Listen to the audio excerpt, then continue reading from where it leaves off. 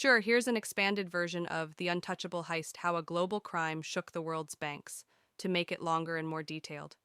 The Untouchable Heist: How a Global Crime Shook the World's Banks. In the heart of the financial world, banks are pillars of power. From New York to London, Tokyo to Hong Kong, the world's major financial institutions have long been seen as untouchable. With towering skyscrapers and vaults locked behind layers of high-tech security, these banks have been trusted with billions, even trillions of dollars. They are symbols of stability, the unseen engines driving the global economy. But what happens when even these giants are not as secure as they seem? What if they could be infiltrated from within, manipulated without anyone noticing? This is the story of the Untouchable Heist. A heist that not only stole billions, but also exposed the vulnerabilities of the very systems that power the world's economy. It is a story of deception, brilliant hackers, and a global crime that shook the foundations of banking. Chapter 1: The Calm. Before the Storm. For years, the world's financial institutions operated like well-oiled machines. Banks processed trillions of dollars daily, and their customers, whether businesses or individuals, trusted them implicitly. At the same time, regulators, auditors, and security systems watched over them, making it seem as if nothing could go wrong. But all of this was about to change. The first signs of trouble were small, almost invisible to the untrained eye. Transactions started appearing that didn't make sense. Large sums of money moved between accounts that had no clear connection. But these were not your typical money laundering activities or criminal dealings. These were incredibly precise, almost surgical in their execution. Yet, to the casual observer, they were dismissed as mistakes or anomalies, just part of the chaotic nature of global finance. However, as time went on, the transactions grew larger, more frequent. It wasn't just one bank, but several, spanning continents. The banks began noticing these irregularities, but they were unable to pinpoint the cause. The systems they relied on to detect fraud weren't picking up the pattern. It was clear now, something bigger was happening. Chapter 2: The Architect. Behind the scenes, a criminal mastermind, known only as the Architect, was orchestrating one of the most audacious crimes in history. He was a hacker, yes, but not just any hacker.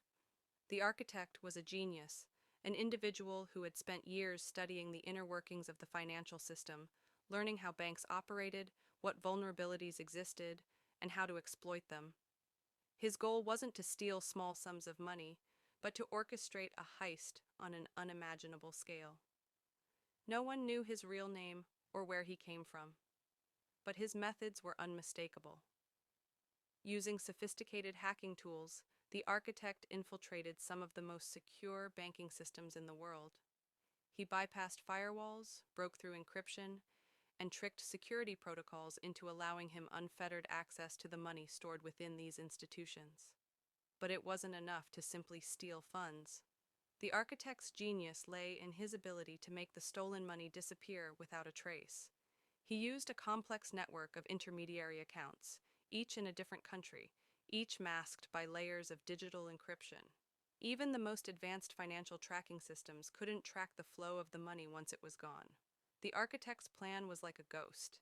It left no trace behind, just a sense of unease that grew as the scale of the heist became clear. Chapter 3: The Heist Unfolds. As the weeks passed, the full scope of the heist began to emerge. At first, there were whispers, rumors in the halls of the banks, among the traders, and on the dark corners of the internet. But soon it became clear that this wasn't just a few stolen funds. This was something far more insidious. Massive transfers, worth billions of dollars, were being funneled across the globe. Accounts, once thought to be secure, were drained without warning. But unlike traditional heists, there were no armed robbers or stolen physical assets. The money was disappearing right under the noses of the banks, in a way no one had ever thought possible.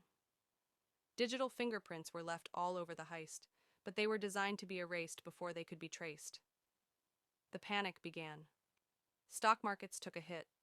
Investors, already skittish, saw the value of their portfolios plummet. The whispers of massive theft turned into loud cries of alarm, and suddenly, the world's financial institutions were in crisis mode. Regulators and government agencies scrambled to respond, but their efforts were hampered by the sophistication of the operation. Every lead they followed seemed to lead nowhere. The money had vanished without a trace. As the banks desperately tried to plug the holes in their systems, it became clear that they wasn't a random criminal enterprise. This was a well-funded, meticulously planned operation. The architect had been working for years, laying the groundwork for this heist. It wasn't just about the stolen money, it was about exposing the weaknesses within the financial system itself. Chapter 4: The Global Impact. As the investigation continued, the true scale of the Untouchable Heist came into focus. Not only had billions been stolen, but the global banking system had been exposed as vulnerable. It turned out that the bank's security systems weren't as invincible as they had believed. The architect had exploited every weak spot, every flaw in their digital infrastructure.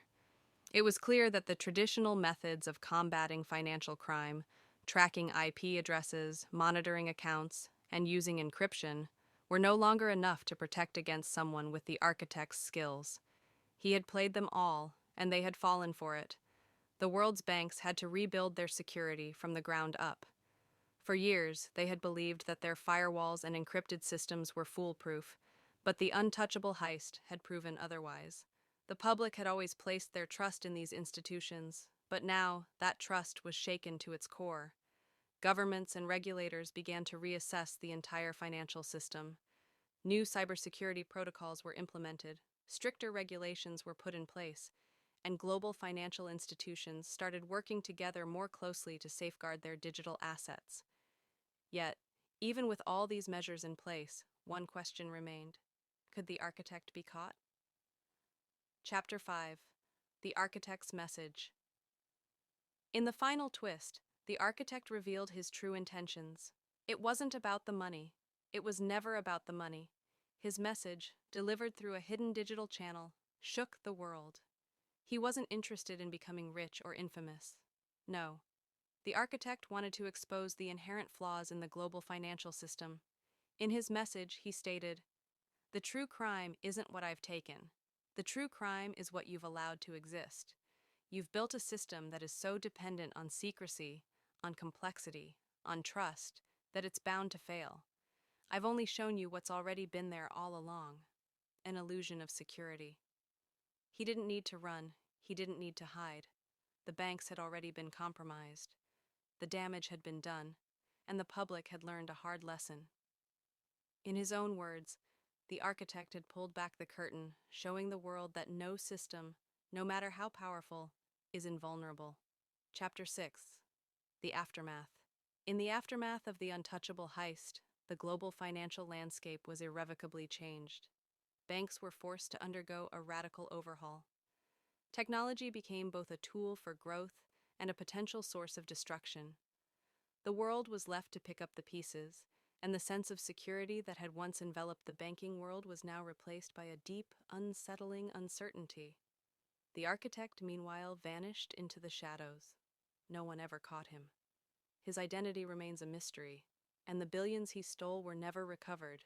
He is now nothing more than a legend, a symbol of the untouchable crime that shook the world's banks to their core. The Untouchable Heist wasn't just about stolen money.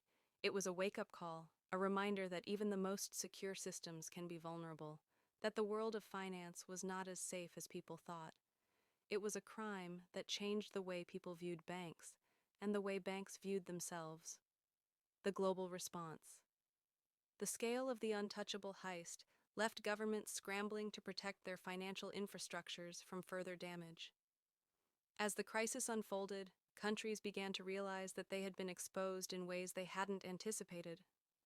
The digital economy, which had been growing steadily over the past decade, now seemed like a ticking time bomb. It wasn't just the theft of money that had caused such panic, but the revelation that global financial systems that billions of people relied on daily, were built on fragile foundations. In response, the global banking community called for a comprehensive reform of cybersecurity laws and practices. The Financial Stability Board, FSB, an international body that monitors and makes recommendations about the global financial system, was forced to intervene. It began drafting new regulations to strengthen the digital security protocols used by financial institutions, but creating new laws wasn't going to be easy.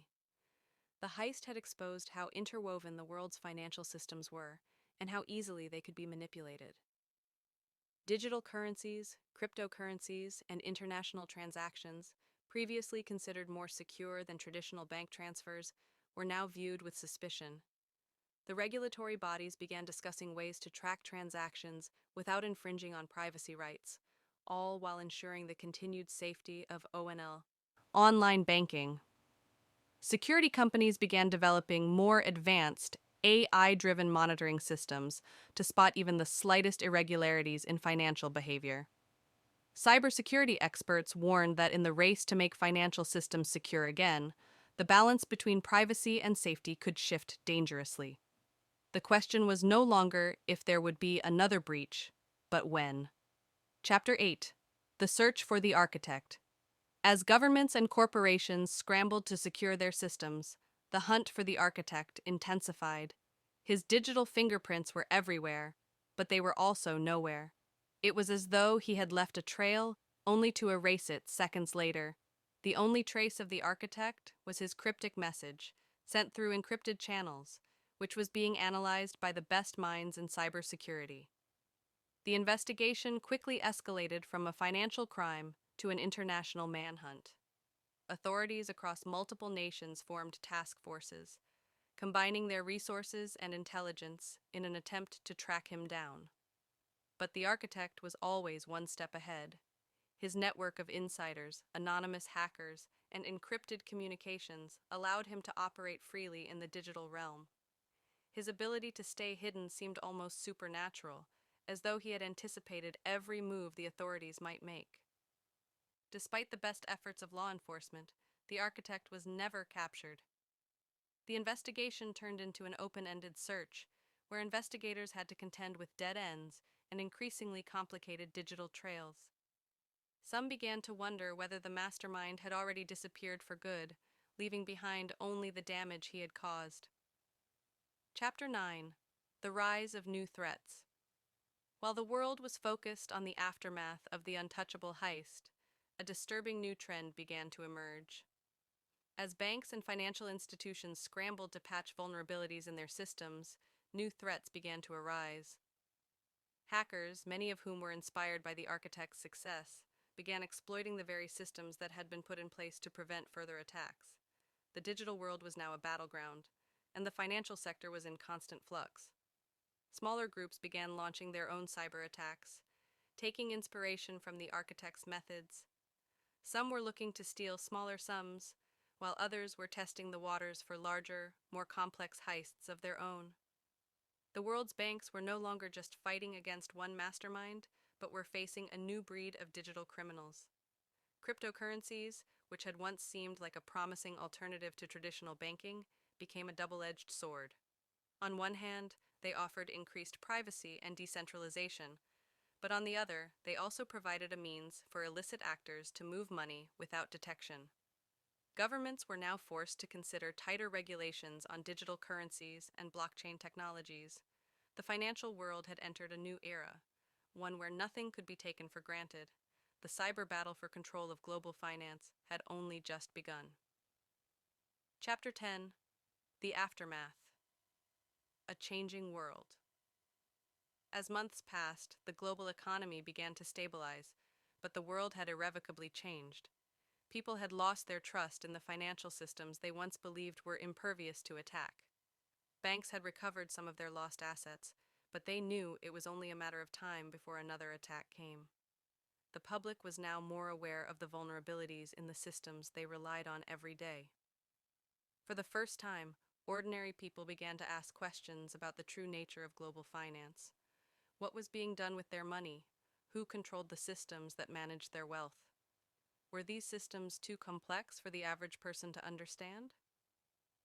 In the wake of the Untouchable Heist, financial literacy became a priority. Governments and educational institutions began pushing for greater public awareness of how the economy functioned and what role individuals played in the larger financial system. It was no longer enough to rely on the banks to take care of everything. The public now needed to understand how the system could fail and how they could protect themselves. Banks, for their part, underwent an intense period of self-reflection. The architects of the financial institutions began questioning the trust they had placed in technology and automation. While the systems that had been breached during the Untouchable Heist were cutting edge at the time, they were also flawed. The over-reliance on complex algorithms, decentralized platforms, and poorly designed security measures had left the doors wide open for an attack. Going forward, banks vowed to strike a balance between innovation and security, never forgetting the lessons learned the hard way. Chapter 11: The Legacy of the Architect. Despite the passage of time, the architect's legacy continued to cast a long shadow. No one ever found out who